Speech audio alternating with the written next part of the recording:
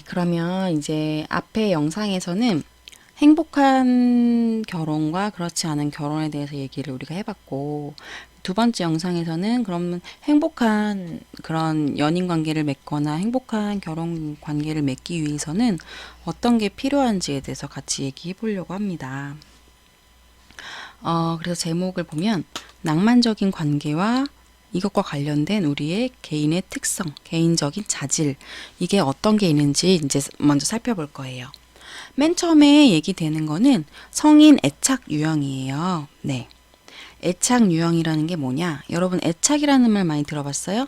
이제 상담이나 심리학에서는 애착이라는 말 되게 중요한 개념인데 이제 아기 때 나를 주로 이제 키워주고 돌봐줬던 주 양육자, 주로 뭐 엄마가 되거나 아니면 부모님, 네, 아니면 뭐 할머니가 키워주실 수도 있고 상황에 따라 다른데 주요 양육자가 나를 어떻게 돌봤느냐, 나의 뭐 감정이나 이런 걸 잘 보살펴 줬는지, 나의 필요를 잘 받아들여 줬는지, 아니면 나를 좀 잘 돌봐주지 않고 방치하고 이랬는지, 이런 거에 따라서 나의 애착 유형이라는 게 형성이 돼요. 애착 유형이 형성이 되면 현재 성인이 돼서 내가 맺고 있는 연애 관계에 영향을 미치게 됩니다. 좀 뭐 슬플 수도 있고 억울할 수도 있는 얘기죠. 사실 내가 어떤 양육 환경에서 자라고 싶었는지는 내가 선택한 게 아닌데, 만약에 내가 안정적인 좋은 애착 유형을 발전시켰다면 다행이지만, 그렇지 못하고 연인 관계에서 좀 힘든 그런 애착 유형으로 발전해 왔다면 좀 억울할 수도 있는 얘기긴 해요. 그렇지만 이 애착 유형은 딱 하나로 우리 혈액형처럼 뭐 A형, B형 이런 식으로 하나로 정해지는 게 아니라 어떤 연장선상에 이렇게 있는 거예요. 그래서 내가 뭐 여기에 있지만 사람 만나는 상대방에 따라서 뭐 이런 특성을 보일 수도 있고, 네, 나의 어떤 성숙이나 이런 거에 따라서 이런 특성을 보일 수도 있고, 이렇기 때문에 너무 만약에 결과가 안 좋아도 너무 좌절하지는 않으셨으면 좋겠어요. 그래서 애착이라는 것은 신체적이거나 심리적으로 편안함과 안정감을 주는 소수의 특정한 인물을 찾고, 그런 가까운 근접성을 유지하려는 개인의 안정된 성향. 그러니까 안정된 성향이라는 것은 잘 변하지 않는, 네, 그런 성향을 의미합니다. 하지만 말씀드린 것처럼 잘 변하지 않더라도 그리고 만약에 애착 유형이 내 마음에 들지 않는 유형이어도 충분히 행복하고 건강한 관계를 맺을 수 있어요. 노력을 하면. 너무 걱정하지 마시고요.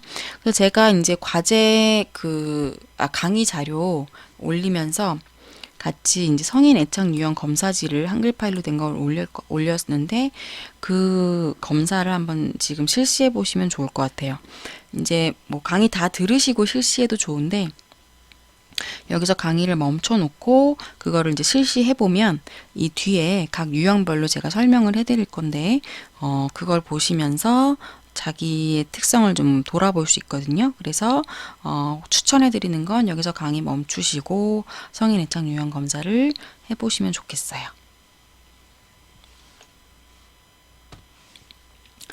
네, 이제 성인 애착 유형 여기 보면 채점 방법이 있어요. 그래서 거기 보면 역채점 문항이라고 해서 뭐 3, 15, 19 여기 쭉 나와 있는 애들은 점수를 거꾸로 채점하는 거예요. 네. 제가 정확하게 지금 기억이 안 나는데, 만약에 1, 2, 3 이렇게 세 개의 점수다. 그러면 1에 쓰신 분은 3으로 채점하고, 뭐 2에 쓰신 분은 똑같이 2에 채점하고, 3에 쓰신 분은 1에 채점하고, 이렇게 거꾸로 하는 건데, 한 문항당 선택지 개수에 따라서 역채점이 달라질 거예요. 네, 지금 아마 3개는 아닐 것 같은데. 그 다음에 짝수, 홀수 나누어서 문항별로 점수를 더하시면 돼요. 그래서 홀수 문항, 뭐 1, 3, 5, 7, 9, 11 이런 식으로 나오는 홀수 문항 점수 합계가 42점 이상이면 회피형에 가까운 거고요. 짝수 문항 점수 합계가 47점 이상이면 불안형에 가깝다고 합니다.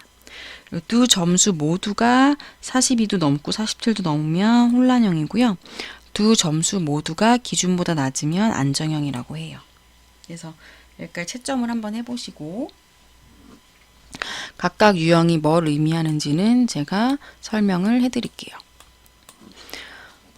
이제 안정애착, 불안정애착으로 나뉩니다. 여기 하늘색이 안정애착이고요.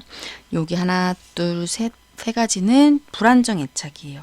아무래도 이제 어감에 봤을 때 안정애착이 좀 더 행복하고 건강한 관계를 맺을 수 있는 유형이겠죠. 그리고 불안정애착은 그런 관계를 맺기에 좀 어려울 수 있는데, 그 안에는 세 가지로 나뉘어요. 불안형, 회피형, 혼란형. 이거는 어떻게 안정, 불안정으로 나뉘냐면, 일단 나에 대해서 내가 나를 긍정으로 바라보는지 부정으로 바라보는지의 관점이 있고요. 그리고 내가 다른 사람에 대해서 긍정으로 바라보는지 부정으로 바라보는지 관점이 있어요. 내가 나도 긍정으로 바라보고 다른 사람도 긍정적으로 바라보면 안정애착을 갖게 되고요. 나에 대해서는 부정적으로 생각하지만 다른 사람에 대해서는 좋게 보면 불안형 애착입니다. 나에 대해서는 긍정적으로 보지만 다른 사람에 대해서 부정적으로 보는 사람들은 회피형 애착 특성이 나타나고요. 그리고 나에 대해서도 부정적이고 타인에 대해서도 부정적이면 혼란형 애착이 나타나게 됩니다. 그래서 각자 자기 어떤 유형인지 이제 파악을 하셨죠? 네. 이거는 이제 과제에도 나오니까 네. 잘 생각하면서 들어주시면 될 것 같아요. 그래서 안정형은 여기 설명을 보시면 돼요. 그래서 어린 시절 주요 양육자와 관계에서 양육자하고 이제 따뜻하고 양육자가 따뜻하고 적절한 반응을 해주고 상호작용을 많이 경험을 한 경우예요. 그래서 이런 친구들은 안정적인 마음과 정서적인 균형을 이루면서 이성 친구와의 관계를 잘 유지할 수 있게 되죠. 그리고 친밀함, 가까워지는 거에 대해서 편하게 여기고 다른 사람의 도움에 대해서도 부담스럽다기보다는 편안하게 느끼고요. 그리고 이 사람이 날 배신하는 게 아니야? 이런 염려나 걱정 이런 걸로 시간을 낭비하지 않는다고 합니다. 불안형은 나에 대해서는 부정이고 타인에 대해서 긍정인 경우죠. 그래서 주요 양육자가 감정 기복이 심해서 일관되지 못하게 반응하고 그런 양육 태도를 지속적으로 보였을 때, 네. 이런 사람들은 다른 사람이랑 친밀하고 긴밀한 유대관계를 형성할 때 감정에 압도될 수 있고 언제 내가 상대방에게 거절당할지 모른다는 걱정이 앞설 수가 있어요. 습관적으로 나를 사랑하는지 자꾸 확인을 할 수가 있죠. 그다음에 회피형은 주요 양육자가 냉담하고 방임하는 태도 또는 일관되지 못한 반응을 자녀에게 계속한 경우예요. 좀 무관심한 거죠. 그래서 이 사람들은 어린 시절에 양육자에게 따뜻한 사랑을 받기 원했지만 실제로는 충족할 만큼 받지를 못한 거예요. 그래서 속으로는 정말 따뜻하고 좋은 관계를 맺고 싶어 하지만 겉으로는 그게 아닌 척 하는 거고 나는 혼자 있는 게 좋아 이렇게 하는 거죠. 그래서 상대방, 이성 친구가 어떻게 하든 나랑은 상관없어 하고 무관심한 그런 태도를 보일 수 있습니다. 혼란형을 보시면 주요 양육자가 학대를 하거나 방치를 하는 경우, 이런 경우에는 자기 자신에 대해서도 부정적인 이미지를 형성하게 되고 타인에 대해서도 부정적인 이미지를 형성할 수 있어요. 그래서 의식주가 해결이 됐어도 정신적, 신체적, 감정적 학대가 있었던 경우. 그러니까 꼭 여기서 학대라는 건 막 때리거나 이런 것만을 얘기하는 게 아니라 말로, 언어적으로도 비난하거나 네, 뭐 흠집을 낸다거나 말로 이런 것들도 폭력이나 학대에 해당할 수 있어요. 이런 사람들은 굉장히 독립적이면서도 한편으로는 감정을 감당하는 것을 어려워하고 다른 사람에게 위로받으려는 경향이 매우 심하게 나타날 수 있다고 합니다. 그리고 친밀해지는 게 두렵고 회피하고 싶고 자기 감정을 숨기는 것에 능하게 된다고 해요. 그래서 이 유형별로 특징은 좀 자세하게 각자 읽어보시면 좋을 것 같아요. 그래서 어떤 유형이 자기의 유형인가 이제 살펴보셨을 거고, 우리가 지금 현재는 요 불안정 애착에 속할 수 있지만 안정 애착의 그 특성을 잘 보고 이런 특성, 그러니까 안정 애착이 관계 맺는 방식을 연습을 하면 충분히 안정적인 관계를 맺어갈 수 있다는 거죠. 그리고 아무래도 배우자를 고를 때도 안정 애착인 사람을 만날 때 건강하고 행복한 결혼 생활을 할 확률이 높아지게 됩니다. 그래서 우리도 안정애착의 방향으로 가기 위해서 노력해야 되고 상대 배우자도 안정애착인 사람을 찾기 위해서 노력을 해야 되겠죠. 그래서 이제 갈등과 그 뭐라 그러죠? 자기의 애착 유형에 대해서 여기까지 살펴보고 이제는 가까운 친밀한 관계에서의 갈등이나 의사소통 기술에 대해서 얘기를 해볼게요. 그래서 어느 정도 갈등은 친밀한 관계에서는 불가피하다고 합니다. 우리는 갈등이 하나도 없었어. 우린 한 번도 싸운 적이 없었어. 이런 커플도 간혹 있긴 하지만 갈등이 너무 없는 게 과연 가능할까? 한 사람이 그냥 일방적으로 맞춰줄 수도 있고요. 네. 뭐 아무리 천생연분이어도 뭐 양말을 그 빨래통에 넣는 방법, 뭐 치약 거의 다 쓴 치약을 처리하는 방법 이런 거에서까지 다 똑같을 수는 없고 뭔가 서운하고 불편한 점이 생길 수밖에 없잖아요. 네. 그래서 사실 이제 이 관계를 연구하는 사람들은 갈등이라는 건 어쩔 수 없다, 피할 수 없다 이렇게 얘기를 합니다. 여러분도 이거를 알고 계셔야 돼요. 하지만 갈등을 잘 해결하느냐, 잘 못 해결하느냐에 따라서 관계의 질이 완전 달라지는 거죠. 그래서 결혼을 성공하려면 서로에 대한 기대나 바람이 불일치할 때, 여기는 바람은 바램, 원하는 걸 말하는 거예요. 바람피다 이런 게 아니라. 기대하는 것과 바라는 점이 불일치할 때, 그거에 대해서 터놓고 의사소통하고 문제를 해결하는 부부의 능력에 좌우가 된다고 합니다. 이런 얘기가 있어요. 애정이 있는 것보다는 갈등이 없는 게 그 관계의 성공을 좌우한다. 그래서 아무리 그 관계가 애정 표현도 서로 많이 하고 그런 활동이나 행동도 많이 해봤자 갈등이 또 많이 일어나면 관계는 실패할 확률이 높아요. 하지만 애정이 막 그렇게 드러나진 않아도 갈등이 별로 크지 않고 갈등이 있어도 잘 해결이 되면 관계가 성공적으로 갈 수 있다는 거죠. 그래서 갈등을 관리하는 게 매우 중요합니다. 왜냐하면 진짜 막 100일, 200일, 300일 사귀면서 진짜 애정을 많이 과시 표현하고 막 자상하게 해주고 배려하고 막 기념일 다 챙기고 아무리 노력을 해도 한 번의 커다란 부정적인 행동이면 그거 다 사라져요.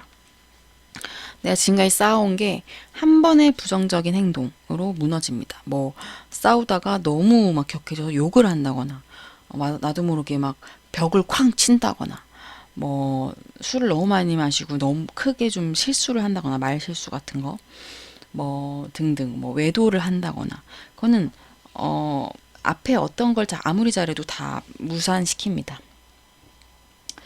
그래서 이제 이게 되게 여러분이 그래서 중요하게 생각해요. 해야 돼요. 갈등이 있을 수 있지만 요때 갈등을 원활하게 잘 해결을 해야지만 앞에 쌓아온 신뢰가 유지될 수 있고요. 그리고 부정적으로 의사소통을 하면 이거는 부정적으로 의사소통을 하는 그 유형이 결혼 만족도, 전반적인 관계 예언에 더 정확하다고 합니다. 오늘 좀 오타가 더 많네요. 가면서 도입니다. 그 얘기는 부정적인 의사소통을 하는지 안 하는지 살펴보면 이 커플이 오래 갈지 오래 가지 못할지를 예언을 할 수 있다는 거예요. 네. 그래서 궁금하신 분은 저에게 물어보시면 제가 커플 진단을 해드릴 수도 있을 것 같은데. 네. 그래서 여기 나온 4가지 상호작용을 많이 하는 커플은 아무래도 오래 가기가 어렵다고 합니다. 내용을 보면 비판, 막 상대에 대해서 너 성격이 왜 그러니? 넌 항상 이 모양이야. 이런 얘기하면 네, 관계가 오래 가기 힘들고 방어. 예를 들면 내가 연인에게 예를 들면은 이제 어떤 예를 들면 좋을까요? 어, 연인 관계에서 한 명이 전날 뭐 친구들이랑 술을 늦게까지 마시느라 연락을 못했다. 그랬을 때 상대가 이제 너무 서운했던 거예요. 연락도 안 되고 집에 언제 들어간지도 모르고 그럴 때 이제 불만을 얘기를 하죠. 아, 어제 너가 연락도 안 되고 내가 전화하니까 받지도 않고 언제 집에 들어간다고 얘기도 안 해서 나 되게 걱정 많이 했어. 이랬을 때 듣는 사람이 아 진짜 그랬어? 미안해. 내가 어저께 너무 정신이 없어서 연락을 못했네. 걱정 많이 했겠다. 이러면 서로 싸울 일이 없죠. 네. 그런데 이제 방어를 우리가 많이 쓰게 됩니다. 예를 들면 야 너는 뭐 술 마실 때 연락하냐?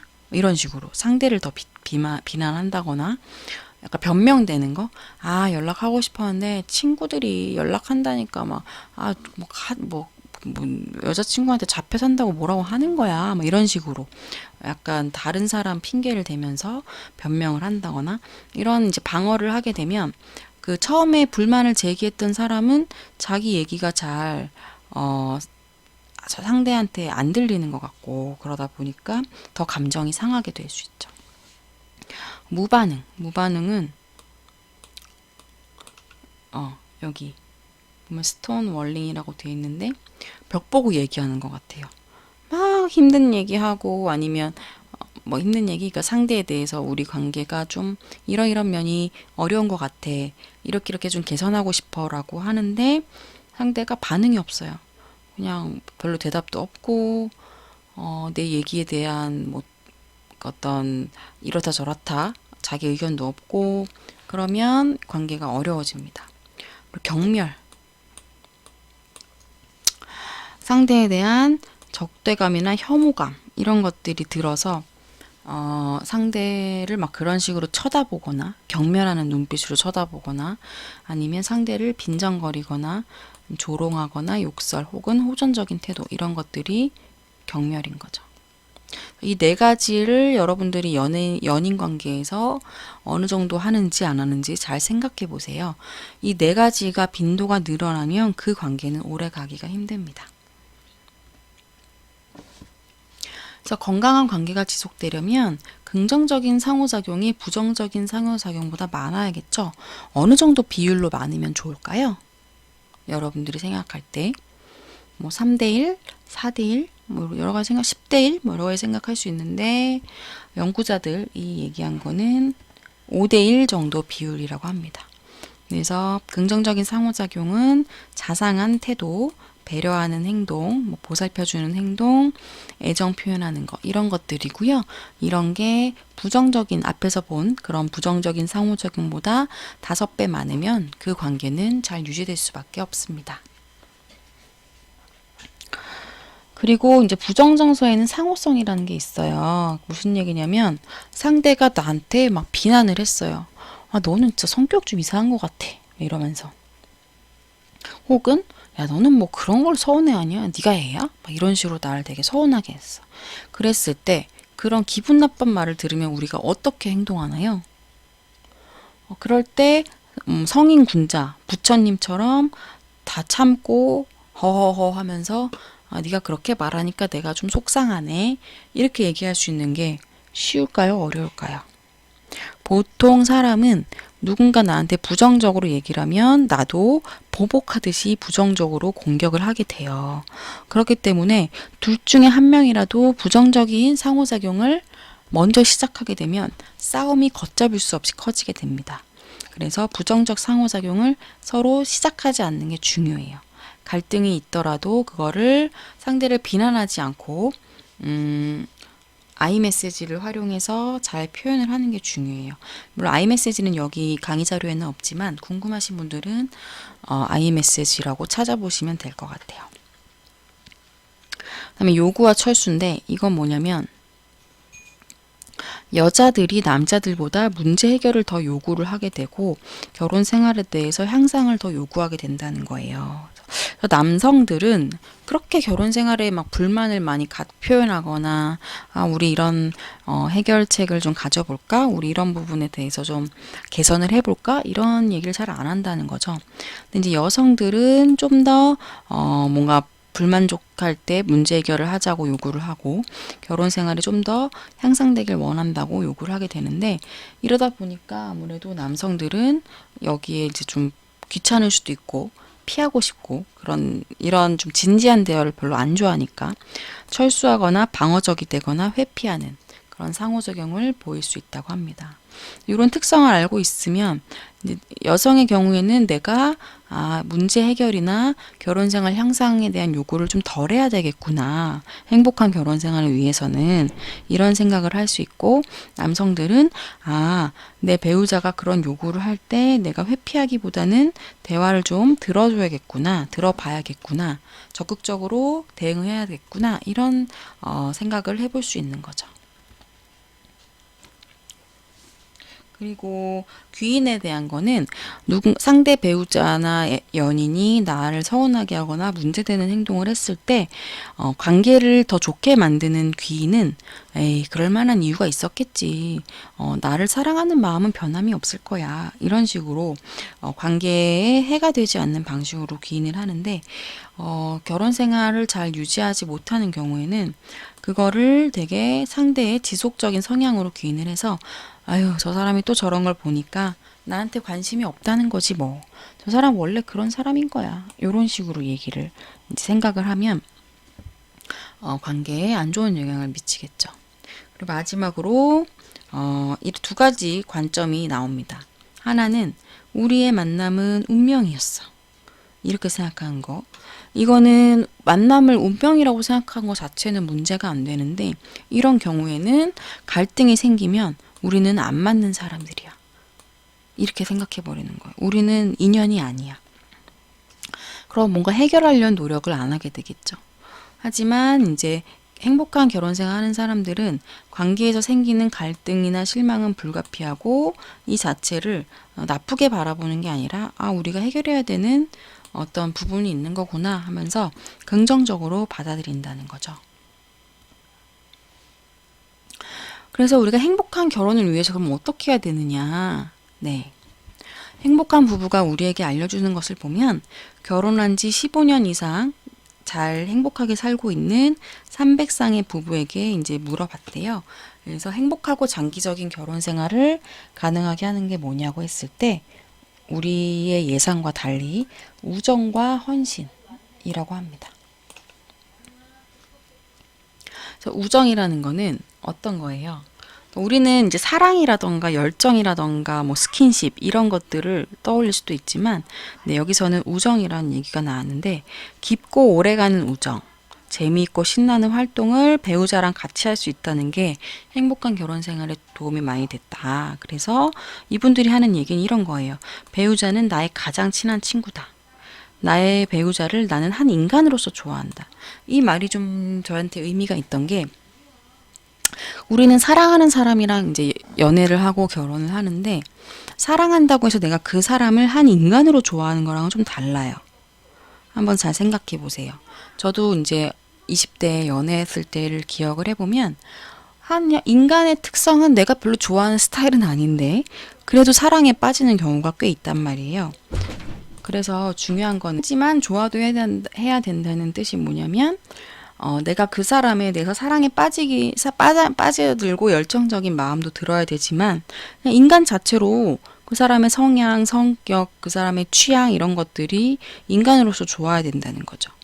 그리고 목표와 목적, 삶에 대한 철학이 일치하는 경우, 애정 표현이나 성생활에 대한 의견이 같은 경우, 그러니까 좀 열정적인 사랑에 빠지는 거랑 좀 다른 많이 나랑 비슷한 생각이 비슷한 사람, 나랑 같이 즐겁게 뭔가를 공유할 수 있는 사람, 요런 우정이 가능한 관계가 행복하고 오래 갈 수 있다는 거죠. 두 번째는 헌신이잖아요. 그래서 결혼은 곧 장기간의 헌신이다 이런 얘기가 있어요. 성공적인 부부는 모든 결혼 생활에는 문제가 발생한다는 걸 알고 있고 그래서 이거를 헤어져야 되는 이유로 바라보기보다는 우리는 조용히 우리가 해결 못할 문제는 없다는 거죠.